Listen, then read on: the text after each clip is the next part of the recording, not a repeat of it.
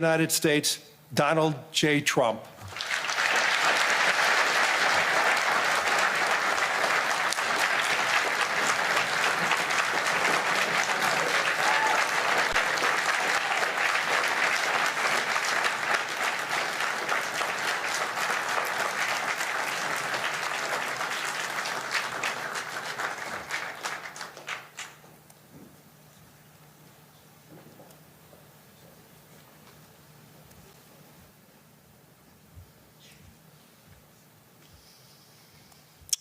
Well, thank you very much, Larry. It's great to be back in beautiful Davos, Switzerland, and to address so many respected business leaders, so many friends, few enemies, and all of the distinguished guests. It's a who's who, I will say that. I've come to this year's World Economic Forum with truly phenomenal news from America. Yesterday marked the one-year anniversary of my inauguration, and today, after 12 months back in the White House, our economy is booming, growth is exploding, productivity is surging, investment is soaring, incomes are rising, inflation has been defeated, our previously open and dangerous border is closed and virtually impenetrable. And the United States is in the midst of the fastest and most dramatic economic turnaround in our country's history. Under the Biden administration, America was plagued by the nightmare of stagflation, meaning low growth and high inflation, a recipe for misery, failure, and decline. But now, after just 1 year of my policies, we are witnessing the exact opposite: virtually no inflation and extraordinarily high economic growth. Growth like, I believe, you'll see very shortly, our country has never seen before, perhaps no country has ever seen before. Over the past 3 months, core inflation has been just 1.6%. Meanwhile, fourth quarter growth is projected to be 5.4%, far greater than anybody other than myself and a few others had predicted. Since the election, the stock market has set 52 all-time high records. So that's in 1 year, 52 records, adding $9 trillion in value to retirement accounts, 401ks, and people's savings. People are doing very well. They're very happy with me. Since my inauguration, we've lifted more than 1.2 million people off of food stamps, and after 4 years, in which Biden secured less than $1 trillion of new investment in our country. Think of that, $1 trillion, substantially less than that. In 4 years, we've secured commitments for a record-breaking $18 trillion, and we think when the final numbers come out, they'll be closer to $20 trillion of investment. That's never been done by any country at any time, not even close.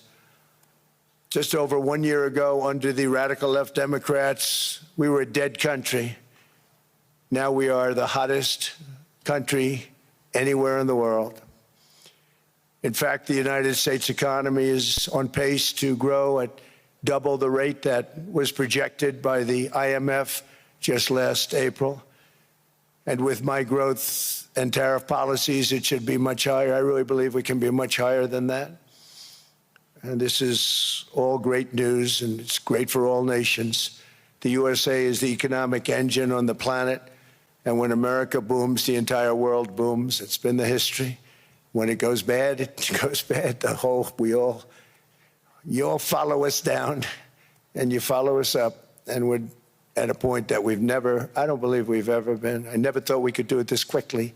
My biggest surprise is I thought it would take more than a year. Maybe like a year and 1 month.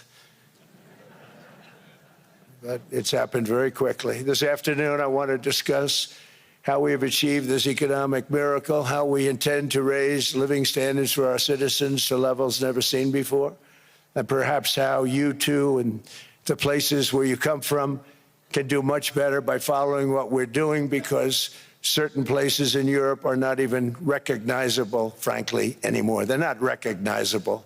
And we can argue about it, but there's no argument.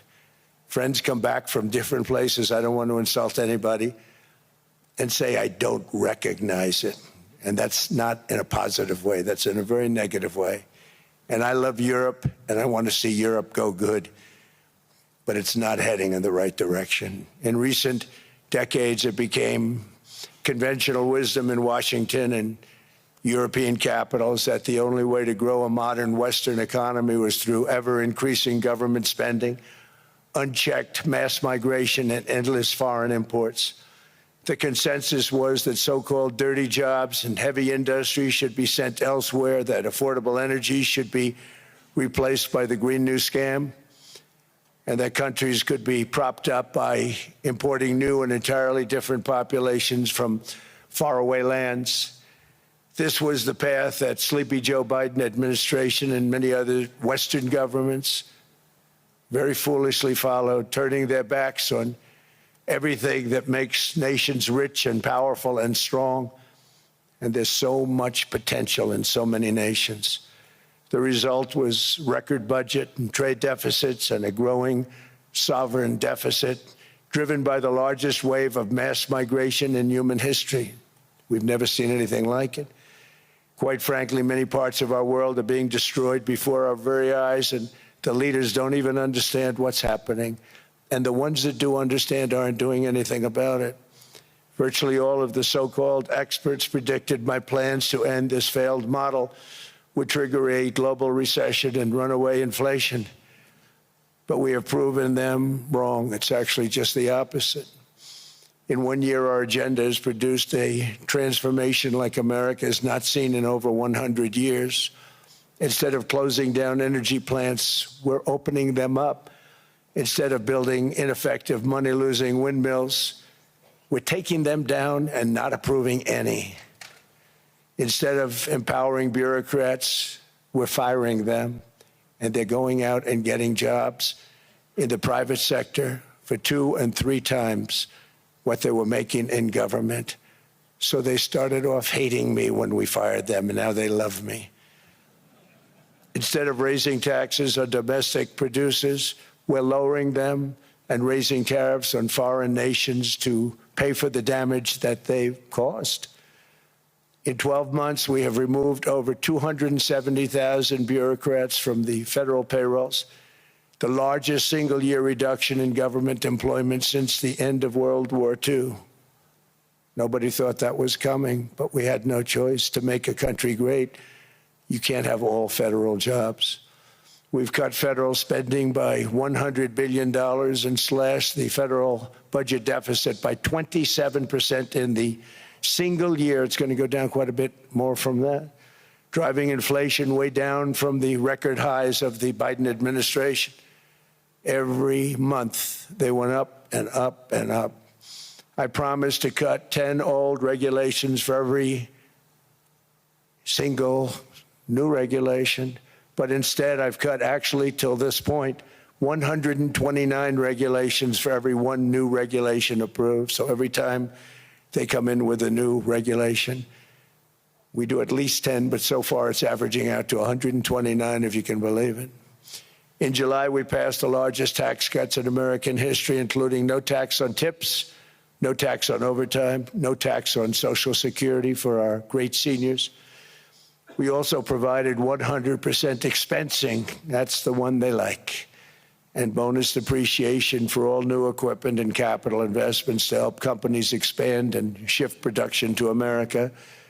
They are so in love with that. They build a plant, they're able to deduct it immediately, the whole thing, rather than waiting 38 to 41 years in the old days. This is a miracle taking place. Nobody thought it would ever be done by any country, but it's done by us. It was what made my first term the most successful 4-year term that we've ever had from a financial standpoint. And now we've upped it. This is a 10-year program, not a 1-year program. But you're allowed to deduct everything in 1 year. It used to be 38 to 41 years. With tariffs, we've radically reduced our ballooning trade deficit, which was the largest in world history. We were losing more than $1 trillion every single year, and it was just wasted. It was going to waste.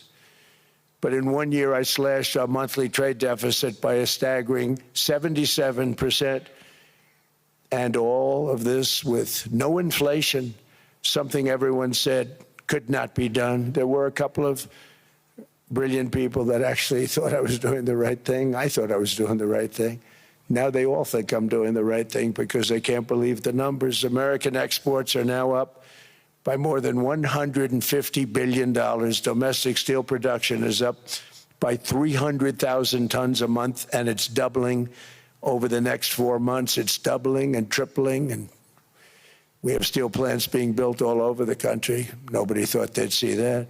Factory construction is up by 41%, and that number is really going to skyrocket right now because that's during a process that they're putting in to get their approvals, and we've given very, very quick, fast approvals.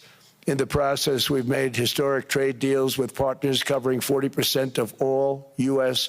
trade. Some of the greatest companies and countries in the world. We have countries as our partner, too. The European nations, Japan, South Korea. They're our partners. They've gone into massive deals with us, especially on oil and gas. And these agreements raise growth and cause stock markets to boom, not only in the U.S., but virtually every country that came to make a deal, because, as you've learned, when the United States goes up, you follow. It's really become a staple. In America, I've stopped the nation-wrecking energy policies that drive up prices while sending jobs and factories to the world's worst polluters. They are indeed polluters. Under sleepy Joe Biden, new domestic oil and gas leases fell by 95%. Think of that. Then they wonder, why was gasoline going up so fast? The gasoline actually topped $5 a gallon, and some places $7 a gallon, and more than 100 major power plants were violently shut down by incompetent people that had no idea what the hell they were doing. Under my leadership, U.S. natural gas production is at an all-time high by far. U.S. oil production is up by 730,000 barrels a day, and last week we picked up 50 million barrels from Venezuela alone. Venezuela has been an amazing place for so many years, but then they went bad with their policies. 20 years ago, it was a great country, and now it's got problems, but we're helping them. And those 50 million barrels, we're going to be splitting up with them, and they'll be making more money than they've made in a long time. Venezuela is going to do fantastically well. We appreciate all of the cooperation we've been giving. We've been giving great cooperation. Once the attack ended, and they said, let's make a deal. More people should do that. But Venezuela is going to make more money in the next 6 months than they've made in the last 20 years. Every major oil company is coming in with us. It's amazing. It's a beautiful thing to see. The leadership of the country has been very good. They've been very, very smart. The price of gasoline is now below $2.50 a gallon in many states, $2.30 a gallon in most states, and will soon be averaging less than $2 a gallon. In many places, it's already down even lower, $1.95 a gallon. Numerous states are at $1.99, numbers that nobody has heard for years. Actually, since my last administration, we got it down to around those numbers. I've signed an order directing and approval of many new nuclear reactors. We're going heavy into nuclear. I was not a big fan because I didn't like the risk, the danger. But they have the progress they've made with nuclear is unbelievable, and the safety progress they've made is incredible. We're very much into the world of nuclear energy, and we can have it now at good prices and very, very safe. And we're leading the world in AI by a lot. We're leading China by a lot. I think President Xi respects what we've done, in part because I've allowed these big companies building these massive buildings to build their own electric capacity. They're building their own power plants, which when added up is more than any country anywhere in the world is doing. I read recently an article in the Wall Street Journal that China's creating so much energy, and they are. I got to hand it to them. But we're creating as much or more, and we're letting them do that. I'm very proud of it. It was my idea.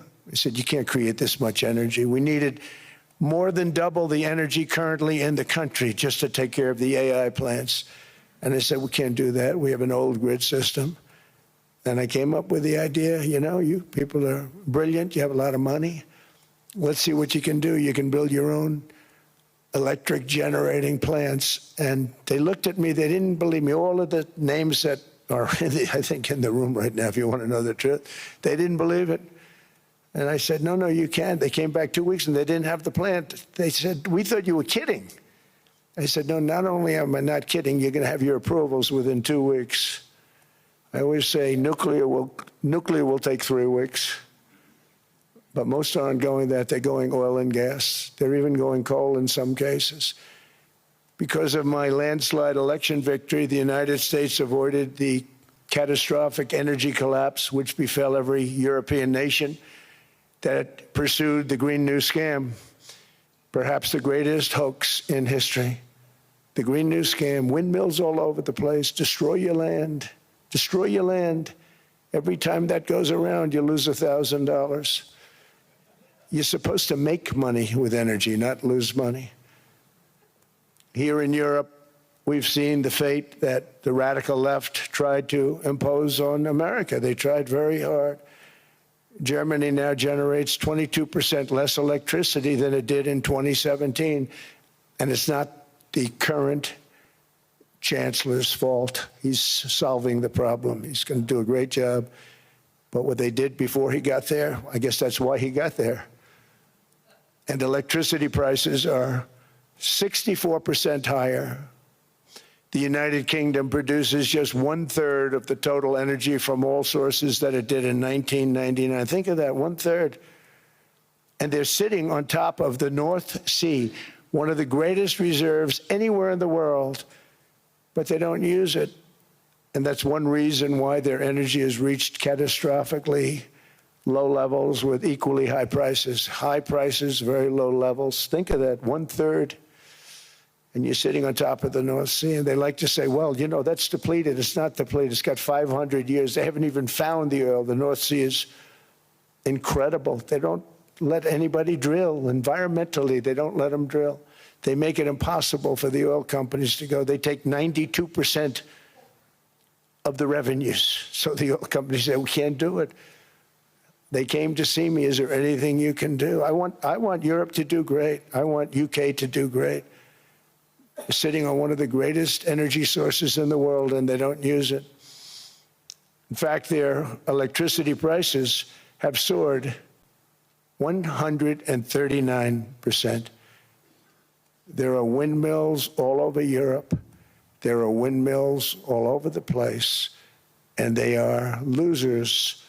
One thing I've noticed is that the more windmills a country has, the more money that country loses and the worse that country is doing. China makes almost all of the windmills, and yet I haven't been able to find any wind farms in China. Did you ever think of that? It's a good way of looking at it. They're smart. China's very smart. They make them, they sell them for a fortune. They sell them to the stupid people that buy them, but they don't use them themselves. They put up a couple of big wind farms, but they don't use them. They just put them up to show people what they could look like. They don't spin. They don't do anything. They use a thing called coal, mostly. But China goes with the coal. They go with oil and gas. They're starting to look at nuclear a little bit, and they're doing just fine. They make a fortune selling the windmills, though, and I think really that's one that they wouldn't be surprised if it stopped. They are shocked that it continues to go. They're very friendly with me. They're shocked that people continue to buy those damn things. They killed the birds. They ruin your landscapes. Other than that, I think they're fabulous, by the way. Stupid people buy them. The consequences of such destructive policies have been stark, including lower economic growth, lower standards of living, lower birth rates, more socially disruptive migration, more vulnerability to hostile foreign adversaries, and much, much smaller militaries. The United States cares greatly about the people of Europe. We really do. I mean, look, I am derived from Europe. Scotland and Germany, 100% Scotland, my mother, 100% German, my father. And we believe deeply in the bonds we share with Europe as a civilization. I want to see it do great. That's why issues like energy, trade, immigration, and economic growth must be central concerns to anyone who wants to see a strong and united West, because Europe and those countries have to do their thing. They have to get out of the culture that they've created over the last 10 years. It's horrible what they're doing to themselves. They're destroying themselves. These beautiful, beautiful places.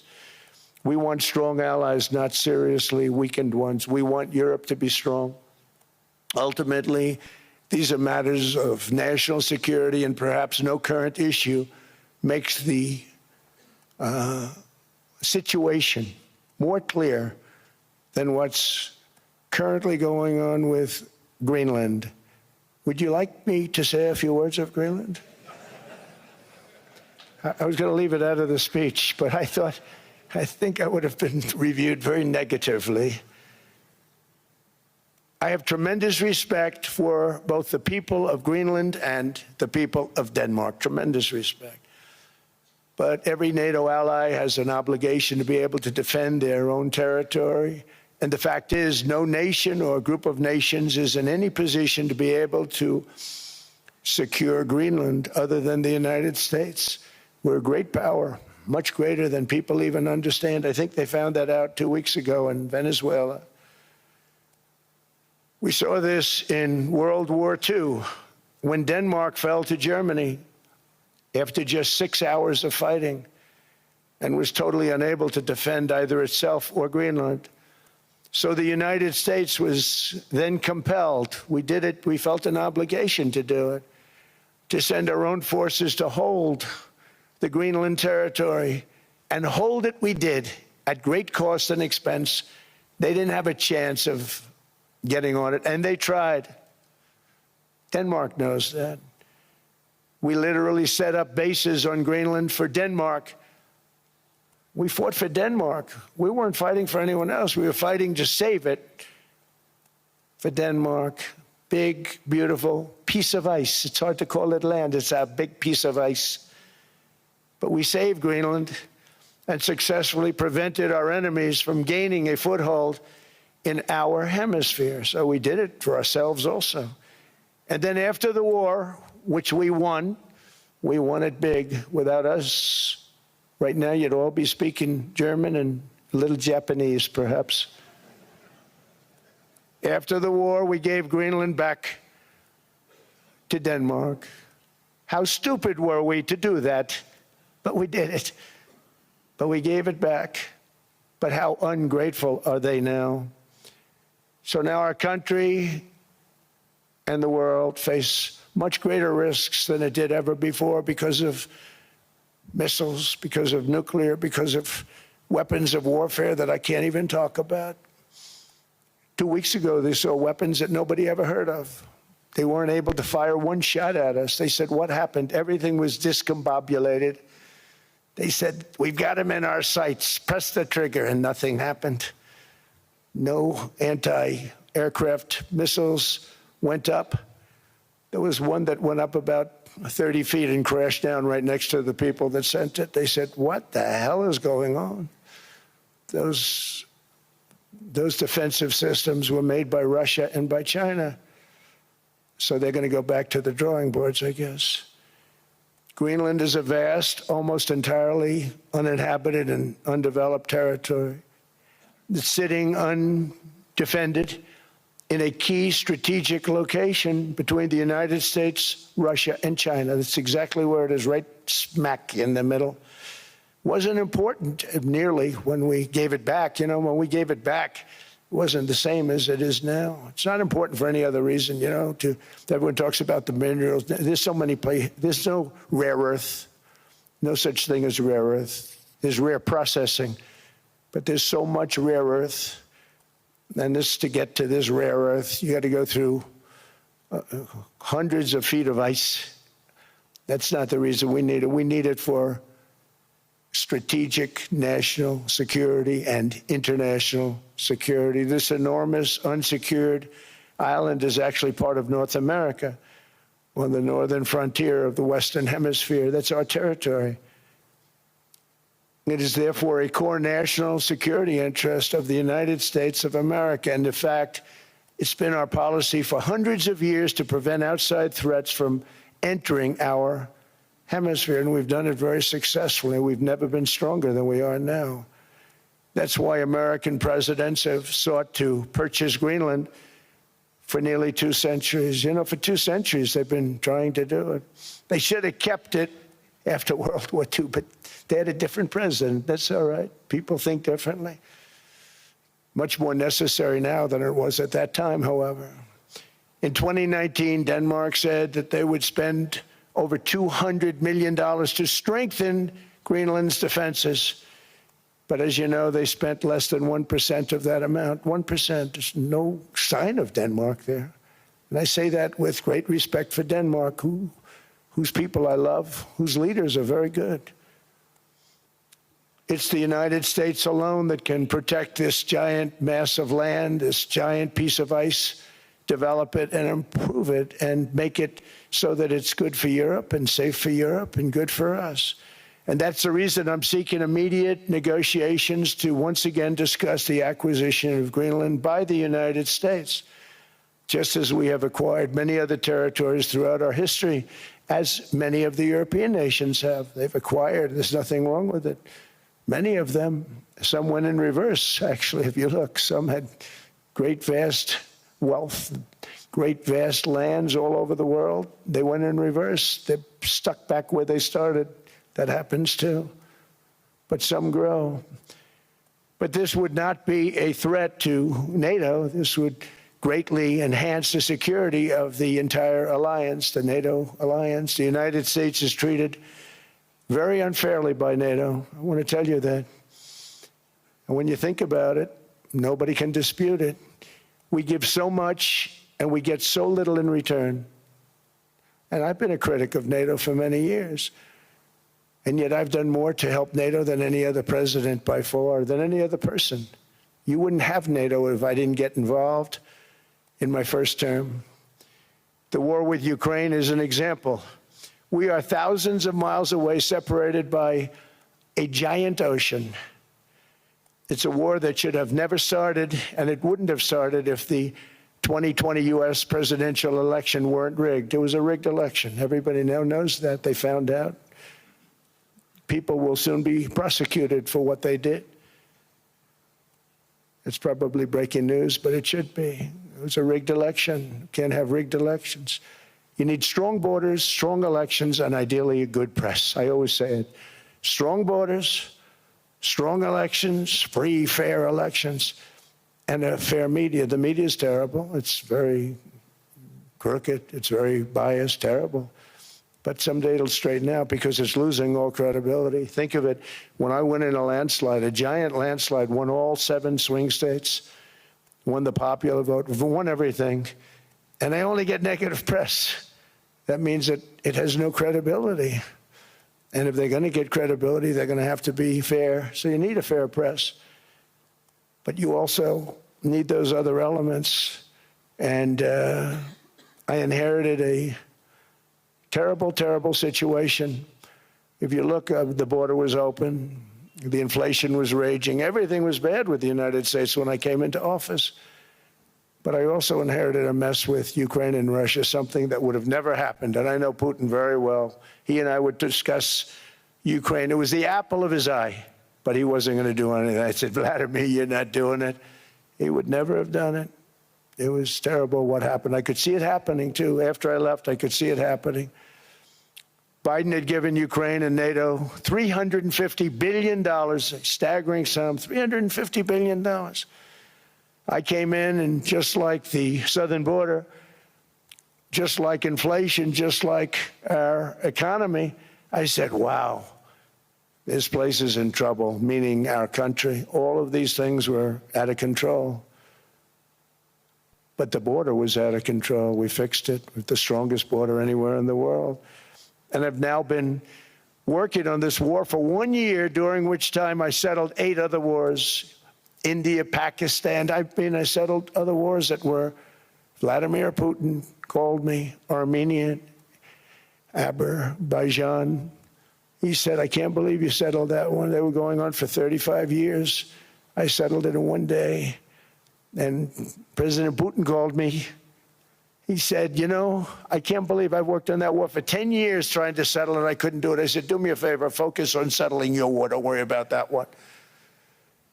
What does the United States get out of all of this work, all of this money, other than death, destruction, and massive amounts of cash going to people who don't appreciate what we do? They don't appreciate what we do. I'm talking about NATO, I'm talking about Europe. They have to work on Ukraine. We don't. The United States is very far away. We have a big, beautiful ocean separating us. We have nothing to do with it. Until I came along, NATO was only supposed to pay 2% of GDP, but they weren't paying. Most of the countries weren't paying anything. The United States was paying for virtually 100% of NATO. And I got that stopped. I said, that's not fair. But then, more importantly, I got NATO to pay 5%, and now they were paying, and now they are paying. So something nobody said was possible. They said, we will never go up higher than 2%. But they went to 5%, and now they're paying the 5. They didn't pay the 2, and now they're paying the 5.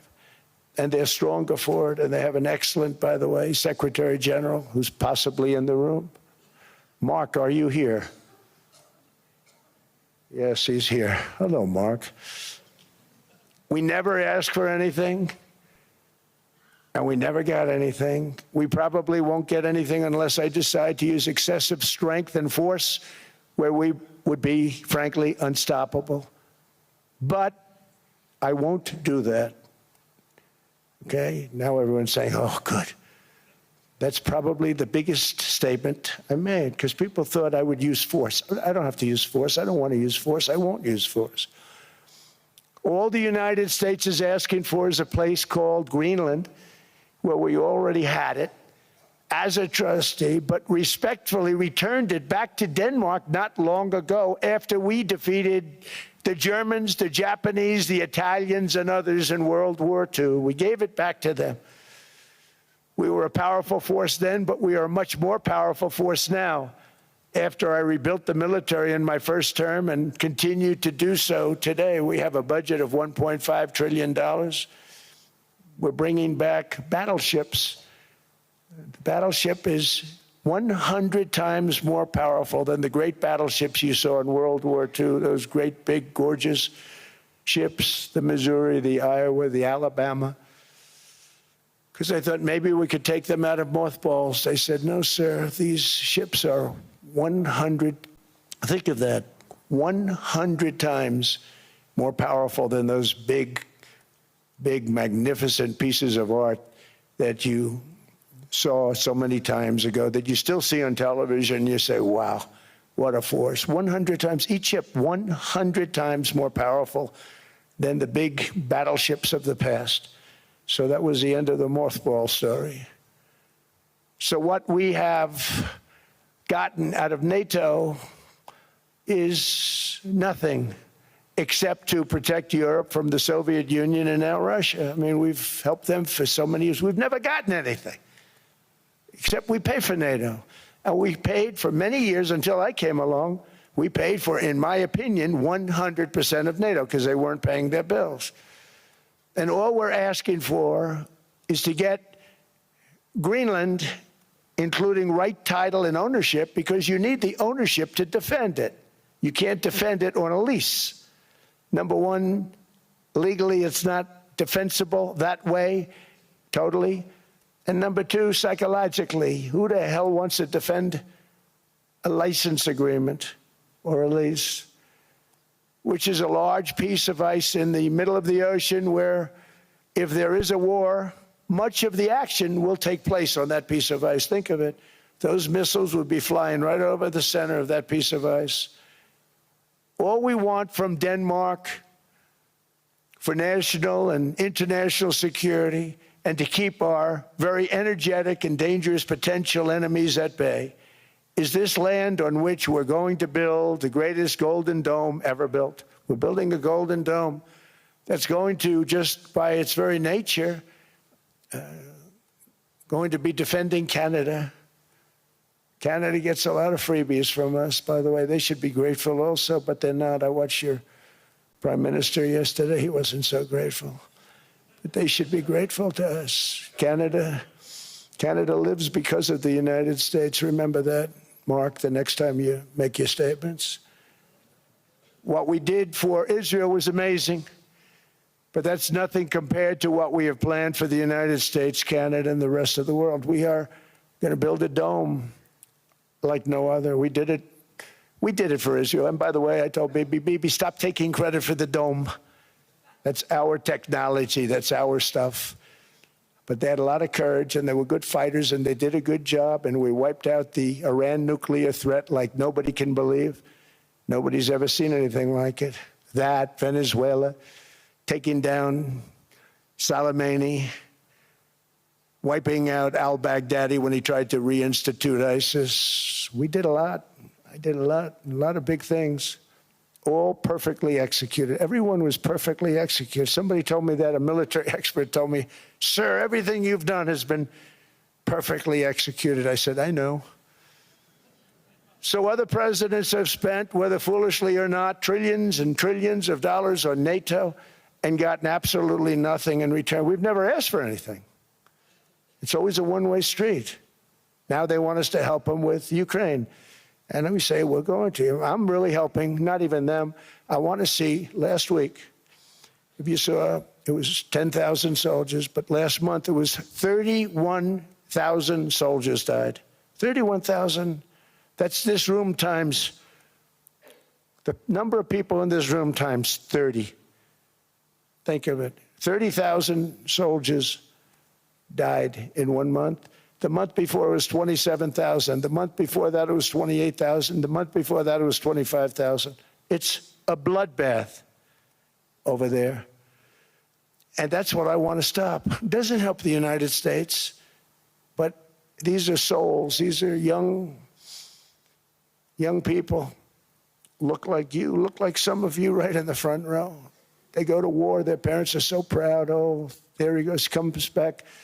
2 weeks later, they get a call, your son's head's been blown off. I want to stop it. It's a horrible war. It's the worst since World War II. They keep going, they'll exceed World War II. The numbers are staggering, how many people they've lost. They don't want to talk about it. Ukraine and Russia lost just tremendous amounts. And I'm dealing with President Putin, and he wants to make a deal, I believe. I'm dealing with President Zelensky, and I think he wants to make a deal. I'm meeting him today. He might be in the audience right now. But they got to get that war stopped because too many people are dying, needlessly dying. Too many souls are being lost. It's the only reason I'm interested in doing it.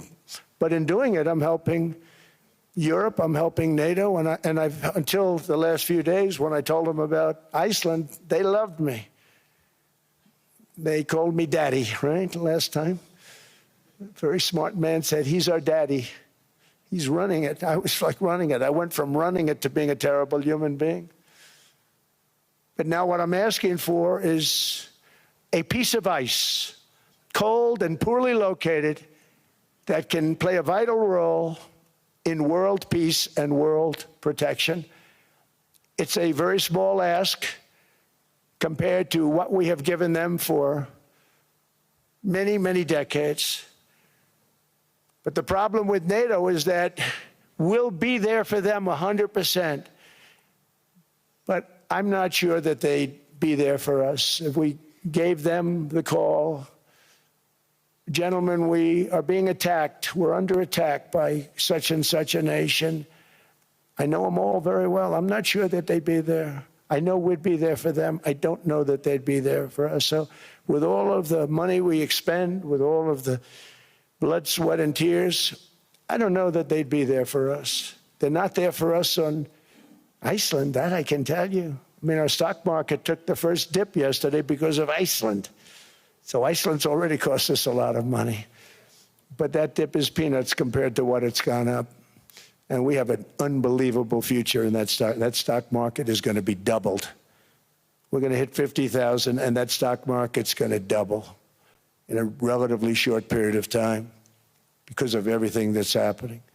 But this is a good example. After giving NATO and European nations trillions and trillions of dollars in defense, they buy our weapons. We make the greatest weapons in the world, but now we're going to make them faster, much faster. You saw that. I put a cap on the salaries, and I put no buybacks, no stock buybacks, no various other things that they were doing. I mean, they were making $50 million, but it would take them 3 years to give you a Patriot missile. I said, that's not good. My chauffeur can do a better job than that, and he makes slightly less than 50. They make big salaries. If they're going to make those big salaries, they're going to have to produce a lot faster. The good news is we have the greatest equipment in the world. Now we're going to start making it a lot faster. They're going to build additional plants. And all of the money that goes into stock buybacks is going to go into building plants. We're not allowing stock buybacks by defense companies any longer. They're going to build new plants to make Tomahawks, Patriots. We have the best equipment, F-35s. F-47, the new one just coming out. They say it's the most devastating plane, fighter jet ever. Who knows?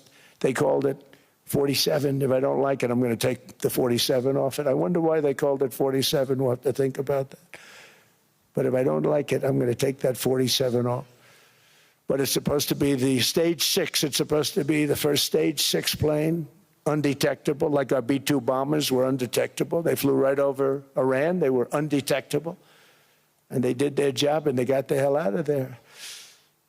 So we want a piece of ice for world protection, and they won't give it. We've never asked for anything else, and we could have kept that piece of land, and we didn't. So they have a choice. You can say yes, and we will be very appreciative, or you can say no, and we will remember.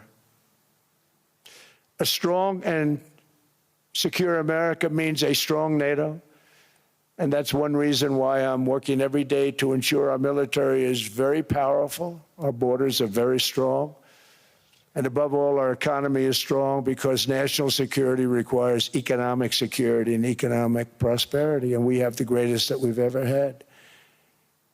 Biden and his allies destroyed our economy and gave us perhaps the worst inflation in American history. They say 48 years, I say forever, but I think 48 years is the equivalent to forever. Whether it's 48 years or ever, it's terrible, costing the typical family $33,000. What they did to this country should never, ever be forgotten. It's early. But he has to be rated as the worst president we've ever had by far. The auto pen did much of the damage. The auto pen, he was the auto pen president, because I don't believe a sane president would have ever signed the kind of things that he signed. But now grocery prices, energy prices, airfares, mortgage rates, rent, and car payments are all coming down, and they're coming down fast. We inherited a mess, but we've done a hell of a job in 12 months. Under my most favored nation policy for drug prices, the cost of prescription drugs is coming down by up to 90%, depending on the way you calculate. You could also say 5, 6, 7, 800%. There are two ways of figuring that. But we have a favored nations policy that every president wanted, no president was able to get. I got it, and other nations approved it. And I had to use tariffs in order to get it because they said, no way. In other words, a pill that costs 10% in London costs $130. Think it costs $10 in London, costs $130 in New York or in Los Angeles. And I'd say, boy, that's bad. Friends of mine would say, you know, we go to London, you can buy the stuff for nothing. We go all over the world, we can buy it for nothing. Because basically America was subsidizing every nation in the world. because presidents allowed them to get away with it. It became very tough. So when I called up Emmanuel Macron, I watched him yesterday with those beautiful sunglasses. What the hell happened? But I watched him sort of be tough. But he was at $10 for a pill. And I said, Emmanuel, and I have all the big pharmaceutical companies are in total agreement. It wasn't easy, by the way. They're tough, smart. They've been getting away with this scam for a long time. But they gave it up. But they said, you'll never get the countries to approve it. I said, why is that? Because they won't. They always said, we're not paying any more. Get the rest for the United States. So over the years, they stayed the same. We just went up, up, up. And I mean, we would pay 13, 14, 15 times more than certain countries would. So I said, no, they'll approve it 100%. Sir, you'll never get them to approve it. I said, I guarantee you. But I actually started with Emmanuel, who probably is in the room too. And I like him. I actually like him. Hard to believe, isn't it? And I said, Emmanuel, you're going to have to lift the price of that pill to $20, maybe $30. Think of that. That means it's a doubling of prescription drugs. Might be a tripling, might be a quadrupling. It's not easy. No, no, no, Donald, I will not do that. I said, yes, you will, 100%. He said, no, no, no. You're asking me to double. I said, Emmanuel, you've been taking advantage of the United States for 30 years with prescription drugs. You really should do it, and you will do it. I have no doubt. In fact, I am 100% sure you're going to. No, no, no, I will not do it. Because yes, in all fairness to him, he has to double or triple. Because the world being a bigger place than the United States, it's not that you meet in the middle. You just have to go up some, and we come down a lot. They go up a little, we come down a lot. So we're at $130, they're at 10. So they may have to go to 20 or 30. No more than that. I said, Emmanuel, you're going to be doubling or tripling? No, no, no. I said, here's the story, Emmanuel. The answer is you're going to do it. You're going to do it fast. And if you don't, I'm putting a 25% tariff on everything that you sell into the United States and a 100% tariff on your wines and champagnes. And that's about 10 times more than what I'm requesting. And you're going to do it. I don't want to go public with it, but you may make me do that. No, no, Donald, I will do it. I will do it. It took me, on average, 3 minutes a country, saying the same thing. You will do it. They all said, no, no, no, I will not do it. You're asking me to double the cost of prescription. I said, that's right, because you've been screwing us for 30 years. And they said, we will not do it. I said, that's all right. On Monday morning, we're putting a 25, 30, 50. I gave different numbers for different countries. This is also national security we're talking about. Not fair. We're not going to subsidize the whole world. And every one of those countries have agreed to do it. So one of the biggest things that I've done is the fact that we have now most favored nation. We will pay whatever the lowest price is in the entire world. So our drug prices are going to be coming down by staggering 90%. Again, you could say 1,000%, 2,000%. Depends on the way you want to figure it, but we'll go with the way the fake news likes it better because it sounds, can you imagine a 90% reduction sounds much worse. But drug prices are going to be coming down tremendously in all the nations, and I appreciate them doing it, but they did it. In all fairness, without tariffs, I wouldn't have been able to get it done. After declining $3,000 under Biden, real incomes are up in the United States by $2,000, $3,000, and even $5,000 and more. Home ownership has always been a symbol of health and vigor of American society, but that goal fell out of reach for millions and millions of people in the Biden era because interest rates went up so high. Today, I'm taking action to bring back this bedrock of the American dream. In recent years, Wall Street giants and institutional investment firms, many of you are here, many of you are good friends of mine, many of you are supporters. Sorry to do this, Joe, I'm so sorry. But you've driven up housing prices by purchasing hundreds of thousands of single-family homes, and it's been a great investment for them. Often as much as 10% of houses on the market. You know, the crazy thing is a person can't get depreciation on a house, but when a corporation buys it, they get depreciation. Okay, that's something we're going to have to think about, too. I don't know if too many people think about that. You buy a corporation, they buy 500 houses, they buy hundreds of thousands, they buy 500 houses, they can take depreciation. A person sweats and works and buys one house, they can't. But homes are built for people, not for corporations, and America will not become a nation of renters. We're not going to do that. That's why I have signed an executive order banning large institutional investors from buying single-family homes. It's just not fair to the public. They're not able to buy a house. And I'm calling on Congress to pass that ban into permanent law, and I think they will. One of the biggest barriers to saving for a down payment has been surging credit card debt. The profit margin for credit card companies now exceeds 50%, one of the biggest. And they charge Americans interest rates of 28%, 30%, 31%, 32%. Whatever happened to usury?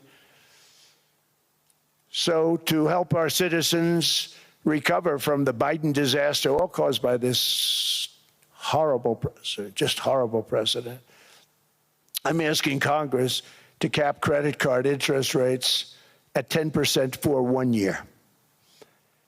And this will help millions of Americans save for a home. They have no idea they're paying 28%.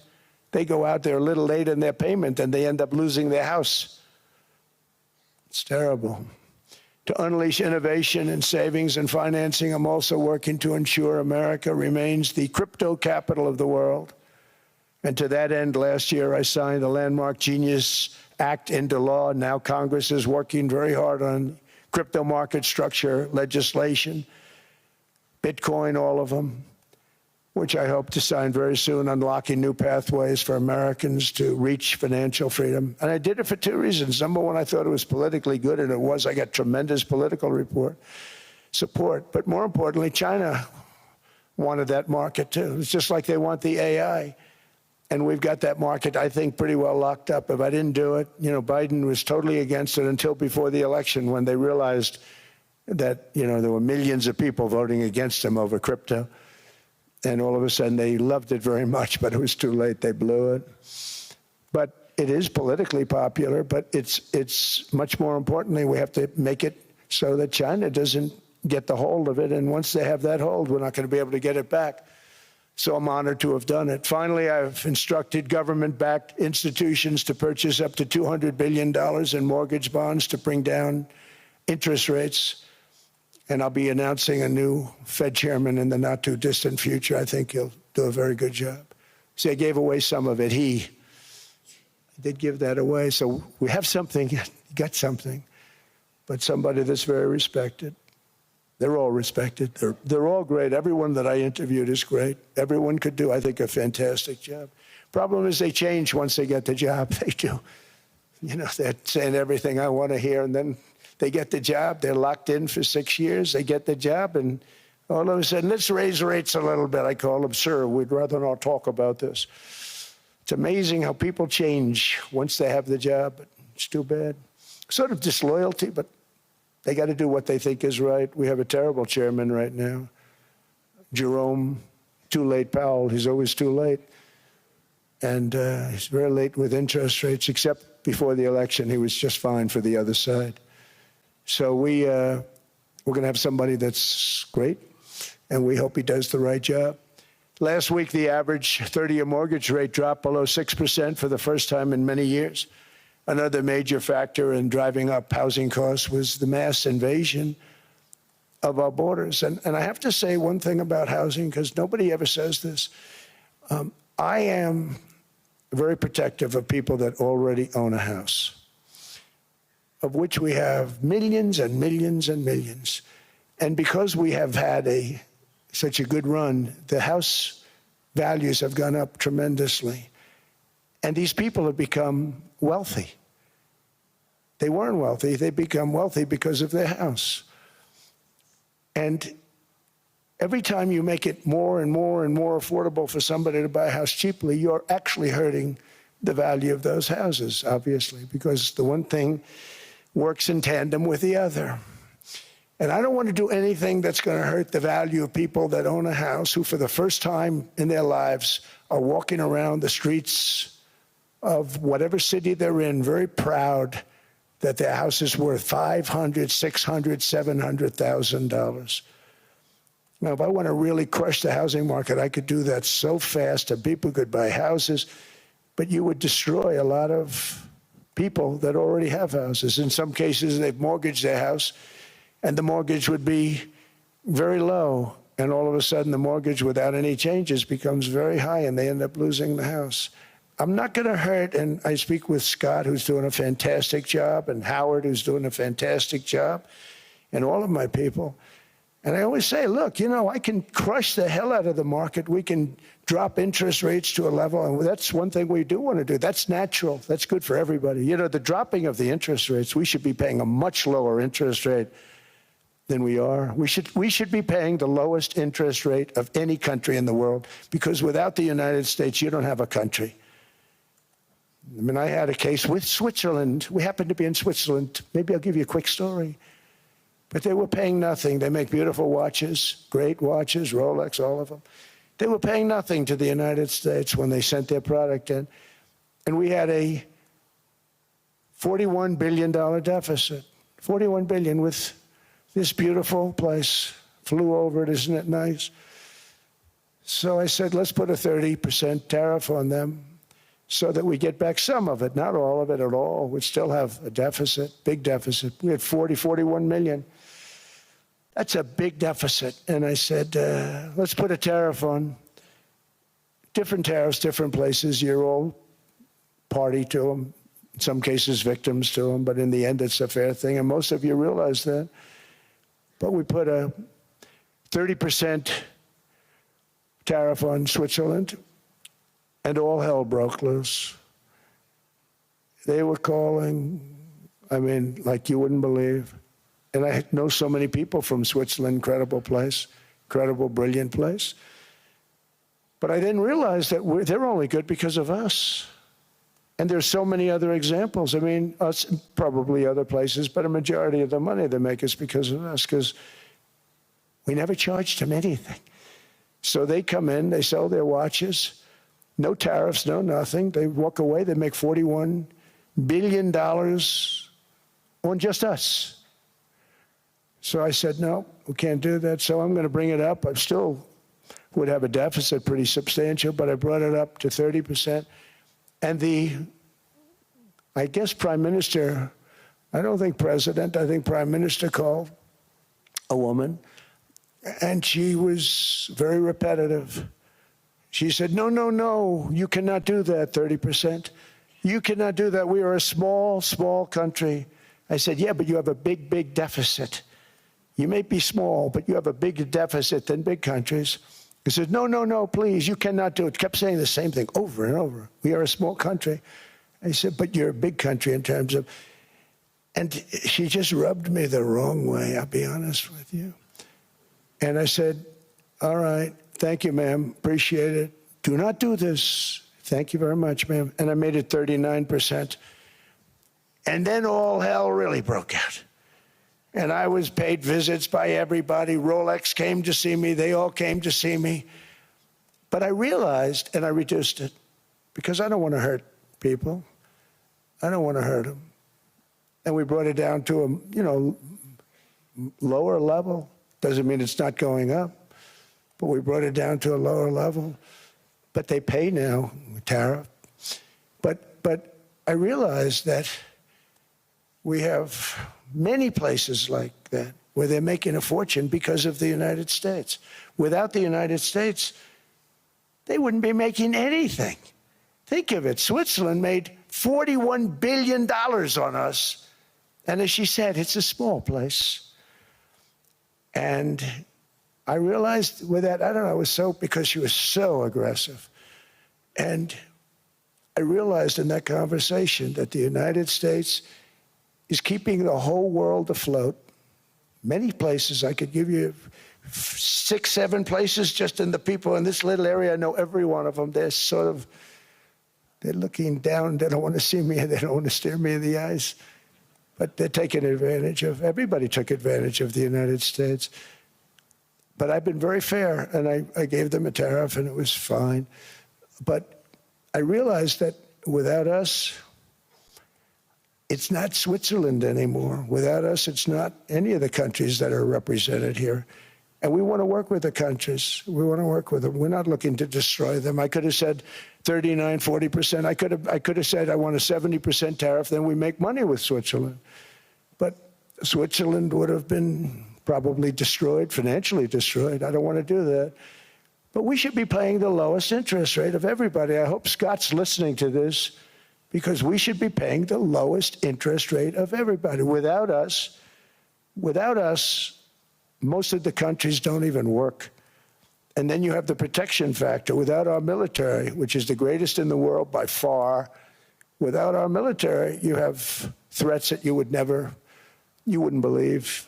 You wouldn't believe. You don't have threats because of us, and that's because of NATO. One other thing, and I have to say it so importantly, in the old days, and I used to say I'm the youngest in the room. Now I'm among the older. I hate to say it. I don't feel old, but I'm among the older. But I remember not long ago, 20, 25 years ago, when good news came out about, let's say, the United States. The United States had a great quarter. The United States had a great month. All the stocks went up. And that's the way it's supposed to be. Now when they say the United States had a record quarter, it's unbelievable how well it's doing, all the stocks crash because they say, oh no, inflation, they're going to raise interest rates. And they do. Some of these stupid people like Powell, they raise interest rates. And what they do is they stop you from being successful. It used to be when we had a great quarter, a great month, great earnings, great anything, any good news, the stock market went up. That's the way it's going to be. We got to do that again, because that's the way it should be. Now when we have a great month, they want to kill it. Like we did over 5%. People were surprised. We should do 20%. We could do 25%. When we announce good numbers, and the reason is they're so petrified of inflation. And growth doesn't mean inflation. We've had tremendous growth with very low inflation. In fact, growth can fight inflation, proper growth. So we want to get back to the days when we announce great numbers, because we're going to be announcing phenomenal. You know, all these factories that are being built at record, thousands of businesses are being built right now. Remember, $18 trillion is invested. I think the second number is 3. And that was China many years ago. Investments in the country from outside. 18 trillion, nobody's ever seen. And that's money coming in and building things, factories. Thousands of businesses are being built, thousands. Hundreds of big factories, car plants are moving back to the United States. They're coming in from Canada, they're coming in from Mexico, from Japan. Japan's coming in and building plants here in order to avoid tariffs. They're coming in from China. They're coming in from all over the world. We have more plants being built now, car plants, than we've ever had built, even in the heyday from the 1940s and 50s. And they're bigger. They don't use renovations anymore where they take an old plant, they rip it down, they build a brand new plant, super modern plant. But it's happening at levels that nobody's ever seen. In 2024, the U.S. built less than 2 million new homes, but Biden admitted more than 8 million new migrants. And those days are over. In 2025, for the first time in 50 years, the United States had reverse migration. Boy, that was nice. And these were criminals that were being taken out of our country because they allowed people to come into our country from jails, from gangs, drug dealers, murderers. 11,888 murderers. We've gotten most of them out. And then ICE gets beat up by stupid people from leadership in Minnesota. We actually are helping Minnesota so much, but they don't appreciate it. Most places do. You know, Washington, D.C. is the safest place now in the United States. It was a very dangerous place to walk, and now you can walk with your wife, your kids, right through the middle of the city. Right now, Washington, D.C. is as safe as it gets. It was one of the most unsafe, I had to admit. We sent in the military, the National Guard. Within 2 months, it was great. Within 3 months, it's like a really great place and a safe place and a beautiful place. It's even been cleaned up. The graffiti's gone. The fences are gone. We don't have to worry about fences anymore. All of the places, the grasses are cut and replaced with new grass in many cases. It's all going to happen in the spring. But Washington and D.C. is beautiful again, and it's safe. New restaurants are opening up. They were all closing. Now you can't get into a restaurant. Restaurants in Washington, D.C. are all opening. Memphis also, Memphis, Tennessee, New Orleans, Louisiana. We're there for 3 weeks. We've cut the crime down by 64%. Within another month, we'll have virtually no crime there. We can do that all over. We're going to help the people in California. We want to have no crime. I know Gavin was here. I used to get along so great with Gavin when I was president. Gavin's a good guy. And we're going to, if he needed it, I would do it in a heartbeat. I'd love to see. We did help them a lot in Los Angeles, a lot with the early in my term when they had some problems. But we would love to do it. I will say this, if I were a Democrat governor or whatever, I would call up Trump. I'd say, come on in, make us look good, because we're cutting crime down to nothing. And we're taking people out, career criminals who are only going to do bad things, and we're bringing them back to their countries. But where we've done it, it's been amazing. And we have a capacity to do it at much greater levels. We're cutting illegal aliens off welfare and other government benefits, and I have directed that starting immediately, there will be no more payments to sanctuary cities, because they are really just sanctuaries for criminals. They're really protecting criminals, and those are the ones we have to get out of the country: murderers, drug dealers, the mentally insane. They emptied their mental institutions into the United States. And despite that, we have the lowest crime numbers that we've ever had in the history of the country. Just came out. But equally importantly, we're cracking down on more than $19 billion in fraud that was stolen by Somalian bandits. Can you believe that Somalia? They turned out to be higher IQ than we thought. I always say these are low IQ people. How did they go into Minnesota and steal all that money? And we have, you know, they're pirates. They're good pirates, right? But we shoot them out of the water just like we shoot the drug boats out. They're not pirating too many boats lately, do you notice?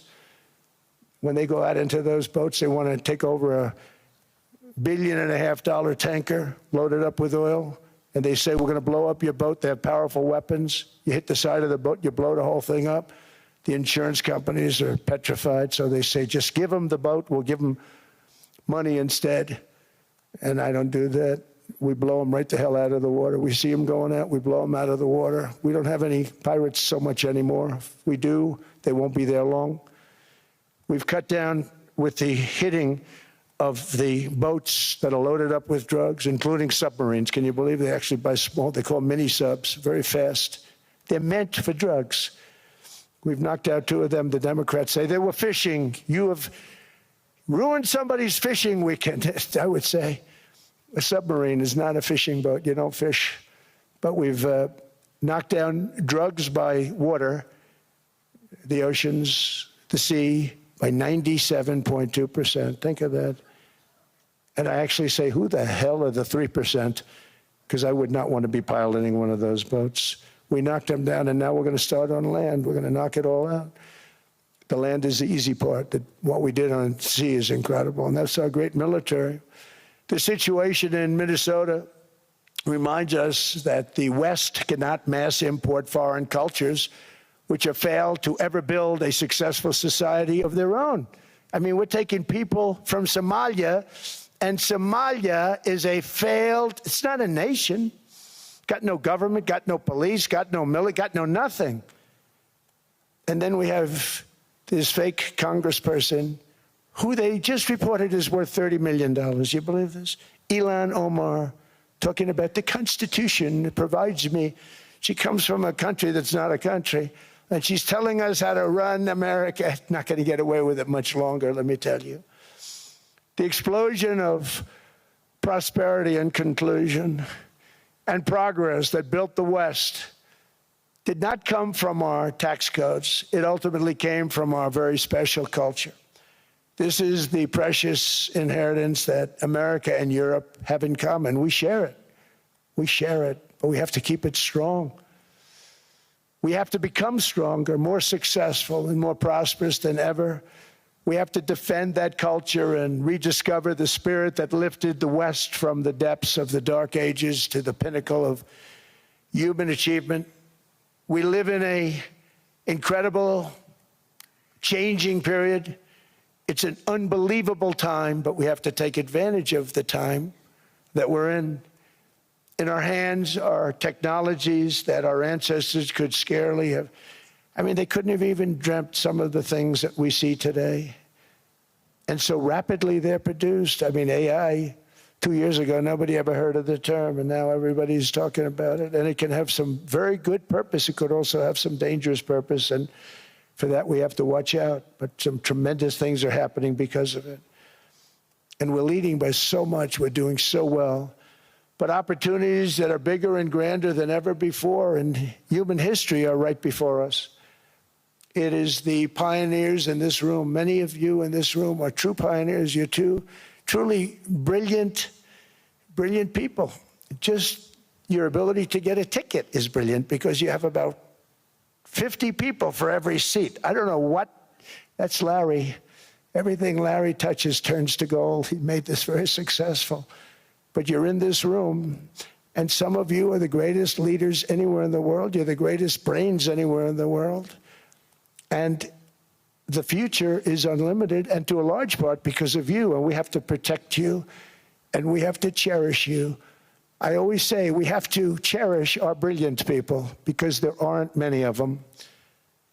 So together with confidence, boldness, and persistence, let us lift up our people, grow our economies, defend our shared destiny, and build a future for our citizens that is more ambitious, more exciting, more inspiring, and greater than the world has ever seen.